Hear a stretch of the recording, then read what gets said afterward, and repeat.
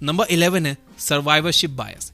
Imagine करो कि आप एक शहर में जाते हो और आप पाते हो कि वहाँ पर बहुत सारे सक्सेसफुल रेस्टोरेंट्स हैं। ऐसे में आपको लगता है कि अगर आप भी इस लोकेशन में एक रेस्टोरेंट खोल लोगे तो आप भी सक्सेसफुल हो जाओगे। लेकिन यहाँ पर आपसे मिस्टेक ये हो गई कि आपने सिर्फ सक्सेसफुल रेस्टोरेंट को ही देखा। आपने उन रेस्टोरेंट को इग्नोर कर दिया जो कभी यहाँ शुरू किए गए थे लेकिन वो फेल हो गए। अब सोचिए ज़रा, आप आखिर एक फेल्ड रेस्टोरेंट को कैसे देखोगे? जो रेस्टोरेंट फेल हो गया वो तो कब का बंद हो गया। यही चीज़ हम हिस्टोरिकल मॉन्यूमेंट्स में भी देखते हैं। दुनिया में कुछ ऐसी बिल्डिंग्स हैं जो 1000 साल या 1500 साल से खड़ी हैं। इन्हें देखकर आपको लगता है कि उस टाइम के इंजीनियर्स आज के इंजीनियर्स के कंपैरिजन में काफ़ी स्मार्ट रहे होंगे जो उन्होंने ऐसी बिल्डिंग बनाई जो आज तक खड़ी है। लेकिन यहाँ पर आप फिर से सर्वाइवरशिप बायस का शिकार हो गए। उस ज़माने में बनाई गई 99% बिल्डिंग्स आज गिर चुकी हैं और सिर्फ यही कुछ गिनी चुनी बिल्डिंग्स ही बची हैं।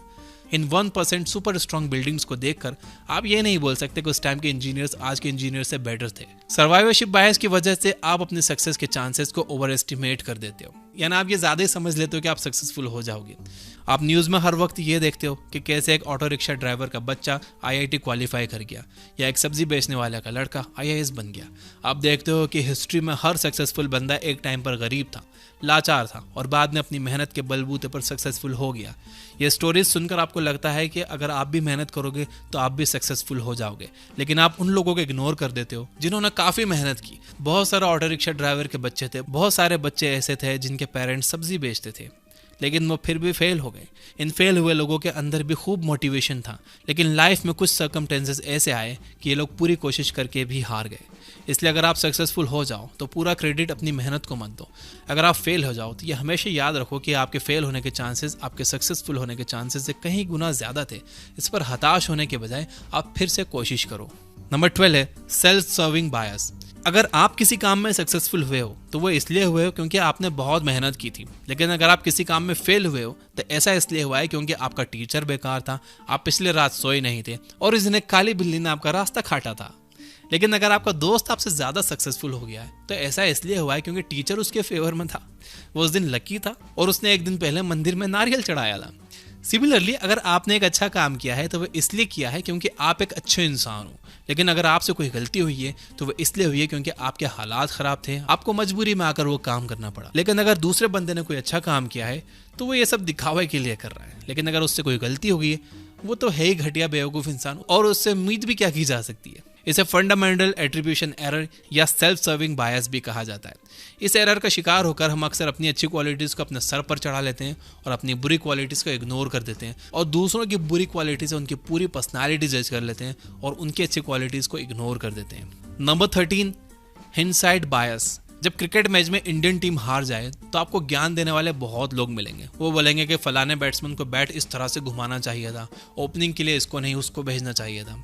उस टाइम तो लगता है कि अगर इन्हें क्रिकेट टीम का कोच बना दिया जाए तो अपनी टीम कभी नहीं हारेगी। इसी को हिंडसाइट बायस कहते हैं।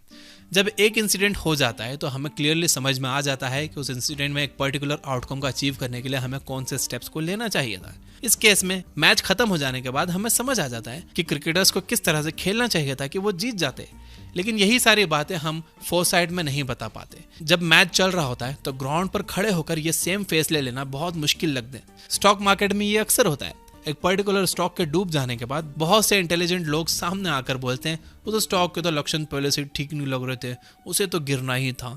लेकिन उस स्टॉक के गिरने से पहले ये सारे इन्वेस्टर खुद ही उस स्टॉक में पैसे लगाए जा रहे थे।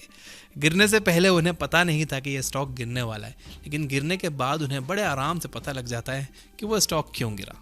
डिसीजन मेकर्स के लिए हिंडसाइट बायस से बचना बहुत ज़रूरी है। अगर आप एक डॉक्टर हो तो पेशेंट के मरने के बाद आपको उसकी बीमारी का इलाज नहीं समझ आना चाहिए। अगर आप एक CEO हो तो कंपनी डूब जाने के बाद प्रॉफिट कमाने के आइडियाज आपको नहीं आने चाहिए, ये सब पहले आना चाहिए। नंबर 14 है अवेलेबिलिटी बायस। आपको टेररिस्ट अटैक से मरने में डर लगता है या फिर कार क्रैश में? ज़्यादातर लोग इसका आंसर देंगे कि उन्हें टेररिस्ट अटैक में मरने से डर लगता है, लेकिन सच ये है कि आपके कार क्रैश में मरने के चांसेस टेररिस्ट अटैक में मरने के चांसेस से कहीं गुना ज़्यादा है। कार क्रैशेस रोज़ होते हैं और इसमें हर रोज़ किसी ना किसी की मौत होती है। ऐसा इसलिए होता है क्योंकि जब एक कार क्रैश होती है तो वो कोई बड़ी हेडलाइन नहीं बनती, इसके बारे में आप कम सुनते हो। लेकिन जब एक टेररिस्ट अटैक होता है तो पूरे देश का हर न्यूज़ चैनल इस बात पर हफ्तों तक बातें करता रहता है। टेररिस्ट अटैक की न्यूज़ आग की तरह फैलती है, जबकि कार क्रैश की न्यूज़ पर उतना ध्यान नहीं दिया जाता। इस वजह से आपको टेररिस्ट अटैक से मरने में ज़्यादा डर लगता है। हमारा दिमाग स्टैटिस्टिकल एनालिसिस करने में काफ़ी कमज़ोर होता है। हम फुल पिक्चर को नहीं देख पाते और इस वजह से जो इन्फॉर्मेशन हमारे पास अवेलेबल होती है उसी के बेसिस पर डिसीजन ले लेते हैं।